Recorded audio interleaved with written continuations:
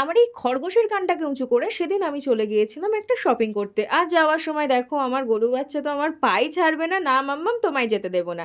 তো এই দেখো আমি শপিং করতে এসেছিলাম আমার একটা খুব পছন্দের একটা জিনিসের, যদিও আমি বাজাতে পারি না, বাট স্টিল আমার মা এবং শুভ দুজনে আমাকে খুব সাপোর্ট করেছে এটা বাই করার জন্য। পরে যদিও আমি তাদেরকে টাকাটা রিটার্ন করে দিয়েছি, বাট দ্যাট টাইম ওই সময়টা এখন লাগবে মানে এখন লাগবে। তো এই ইচ্ছাটা পূরণ করার জন্য ওদের কাছে আমি খুবই থ্যাঙ্কফুল। এখানে মহারাজা বাজানোর চেষ্টা করছিল বাট ভালো হচ্ছিল না। এই গিটারটা কেনার পরে আমি সোজা চলে গিয়েছিলাম বাড়িতে, এবং বাড়িতে গিয়ে গোলুর সে কি রাগ!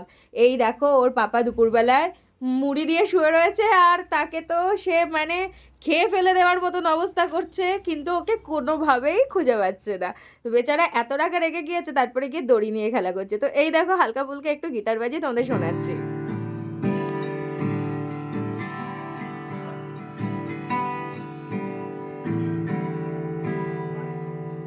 প্লিজ কেউ জাজ করো না, কারণ এটা আমার ফার্স্ট অ্যাটেম্প্ট ছিল। আর ভিডিওটা ভালো লাগলে একটা লাইক এবং সাবস্ক্রাইব করে দিও। Till then bye and stay tuned.